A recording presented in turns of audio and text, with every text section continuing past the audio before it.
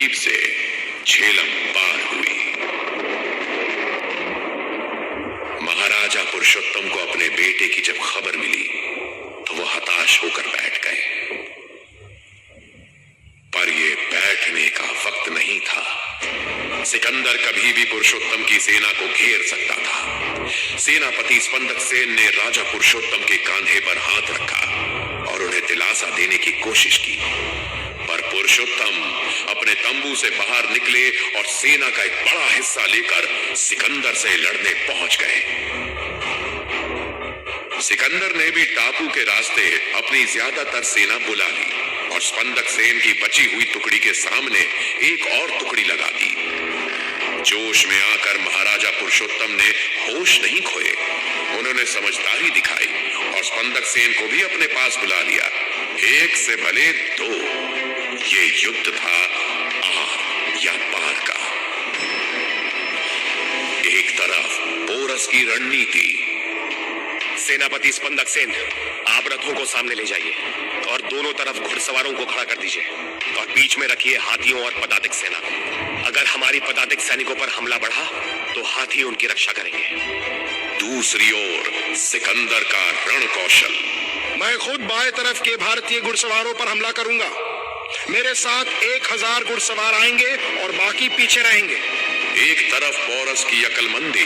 हाथियों की पीठ पर लगे हवदों को जितना ऊंचा उठा सके उठा दीजिए सेनापति, और हर हवदे में 2 तीर धनुष से लैस और 2 भालों से लैस सैनिक बिठा दीजिए। आक्रमण!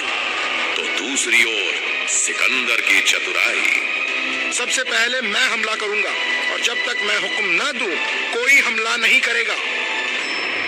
सिकंदर की सेना के पास आला दर्जे के हथियार तो थे ही, बचाव के लिए कवच भी थे, जबकि महाराजा पुरुषोत्तम यानी पोरस की सेना के पास सिर्फ हथियार थे और वो भी साधारण। हिंदुस्तान की ललकारें चाहे कितनी बड़ी हो, उनकी तलवारें मैसेडोनियन तलवारों से छोटी थी। सिकंदर ने एक योजना बनाई। सिकंदर के घुड़सवार महाराज के दाएं तरफ तैनात घुड़सवारों से टकराए। दाएं तरफ की सेना को झुकाना सिकंदर की सेना के लिए बाएं हाथ का खेल था। अब पोरस की दूसरी तरफ की सेना को भी मदद के लिए इस तरफ आना पड़ा। सिकंदर को इस मौके का इंतजार था। जैसे ही महाराज की बाएं तरफ से घुड़सवार हटने लगे, उसने अपने घुड़सवारों को महाराज की सेना को घेरने का इशारा किया। इसी के साथ अब सिकंदर के बाकी के घुड़सवार भी जंग का हिस्सा बन गए। पर महाराज पुरुषोत्तम भी मंझे हुए योद्धा थे। महाराज पुरुषोत्तम के एक इशारे पर उनके हाथी आगे बढ़े। हाथियों का कद देखकर सिकंदर के घुड़सवारों के घोड़े घबरा गए और तितर बितर होकर भागने लगे। इसका अंजाम मैसेडोनियन सेना के लिए बुरा हुआ। उसके कई लड़ाके अपनी जान गंवा बैठे। सिकंदर ने भी नेहले पे तेहला फेंका। फैलैंक्स निर्माण यानी फैलैंक्स फॉर्मेशन। ये रणनीति सिकंदर को कई लड़ाइयां जीतने के काम आई थी। लेकिन इस युद्ध में क्या होगा? एक के बाद एक कई सैनिक लंबी कतारों में खड़े होने लगे। उनके हाथों में थे लंबे और भारी भाले। पहले कतार के सैनिक अपने भालों से हाथी के पैरों पर हमला करते हैं और दूसरी कतार के सैनिक भाले से हाथी के महावत या हाथी की आंख पर वार करते हैं। इसके साथ सिकंदर के आम सैनिक भी हाथियों पर टूट पड़े। फैलैंक्स फॉर्मेशन के सामने महाराज के हाथी बेकाबू हो गए और अपनी ही सेना के कई सैनिकों को अपने ही पांव तले रौंद दिया। सिकंदर के पैदल सिपाही आगे आ गए और उसके घुड़सवारों ने पुरुषोत्तम की सेना को घेर कर पीछे से हमला कर दिया।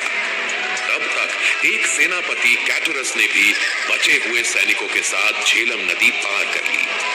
महाराज की सेना इस हमले से टूट गई। महाराज के पास हिम्मत और जज्बा तो था, पर कोई तरकीब नहीं। उनके सैनिक जंग का मैदान छोड़कर भागने लगे। पुरुषोत्तम उर्फ पोरस अपने दम पर आखिर तक लड़ाई लड़ते रहे। ऐसी लड़ाई कि इतिहासकार उनकी कहानी कहते हैं तो बोलते बोलते रोंगटे खड़े हो जाते हैं। ना सेना, ना तरकीब, ना तीखे हथियार, बस अपनी इज्जत और मिट्टी के लिए प्यार।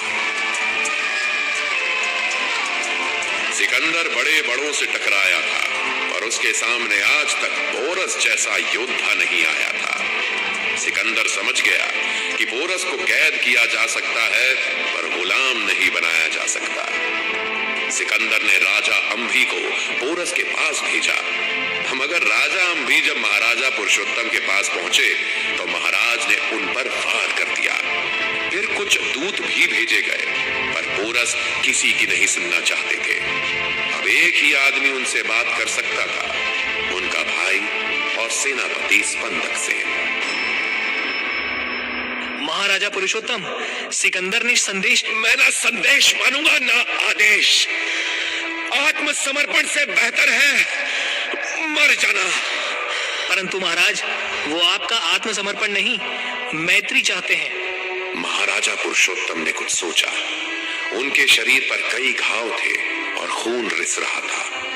फिर भी उन्होंने कहा, महाराजा सिकंदर से पूछिए, क्या वो हमारे लिए पानी भिजवा सकते हैं? महाराजा पुरुषोत्तम सिकंदर से मिलने उनके पास पहुंचे। सिकंदर अपने तंबू में बेचैनी से चक्कर लगा रहे थे। तभी घायल पोरस वहां पहुंचे। सिकंदर ने कहा, महाराजा पोरस, आप जैसे वीर का मैं स्वागत करता हूं। बताइए, मैं क्या कर सकता हूं आपके लिए?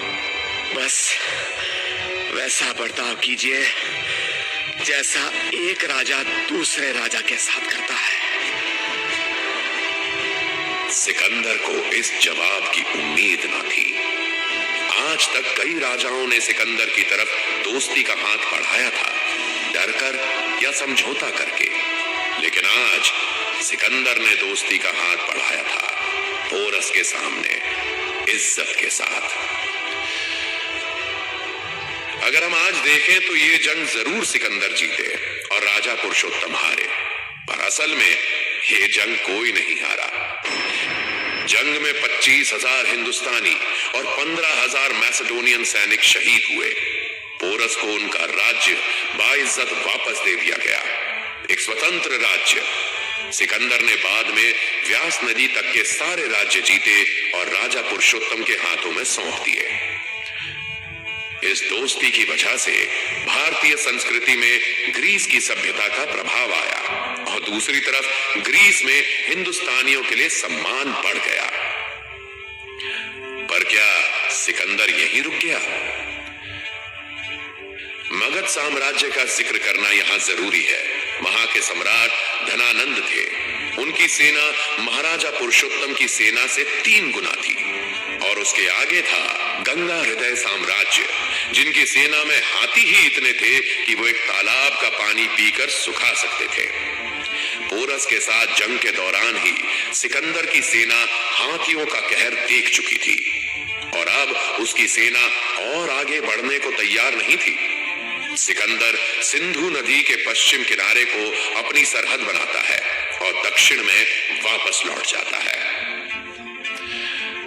साल 323 बीसी में 33 वर्ष की उम्र में ही सिकंदर ने बेबीलोन शहर में अपनी आखिरी सांस ली। सिकंदर के राज्य को उनके अलग अलग गवर्नर्स और सेनापतियों ने आपस में बांट लिया। राजा पुरुषोत्तम अपने साम्राज्य पर 315 बीसी तक राज कर पाए। अलेक्जेंडर के सेनापति और एशिया में उनके उत्तराधिकारी सिलुकस ने सेल्यूसिड साम्राज्य की बुनियाद रखी। सिकंदर के सेनापति यूडेमस ने महाराजा पुरुषोत्तम की छल से हत्या कर दी। पर इन सारे घटनाक्रमों के पहले ही पूर्वी भारत में एक नया साम्राज्य नींव गढ़ चुका था। याद है ना आपको? हमारे साथ साथ चाणक्य और चंद्रगुप्त मौर्य भी झेलम की वो लड़ाई देख रहे थे। चाणक्य ने जंग के दौरान ज्यादा से ज्यादा घोड़ों के इस्तेमाल का लाभ, ज्यादा रथों के इस्तेमाल के नुकसान को देखा और परखा और आगे की जंग के लिए मौर्य साम्राज्य की सेना की मदद की, जिसके बाद वो सेना अभेद और अजय रही। साल 321 बीसी में मगध में सम्राट धनानंद की जगह सिंहासन पर बैठे चंद्रगुप्त मौर्य।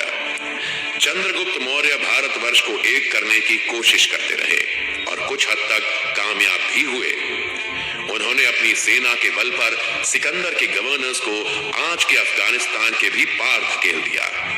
सही समय आने पर सेल्यूकस को चंद्रगुप्त मौर्य ने युद्ध भूमि में हराकर मौर्यन साम्राज्य का परचम लहराया, जिसके बाद सेल्यूकस ने अपनी बेटी की शादी चंद्रगुप्त से करवा दी और ग्रीस और हिंदुस्तान के बीच की दोस्ती को फिर से जिंदा कर दिया।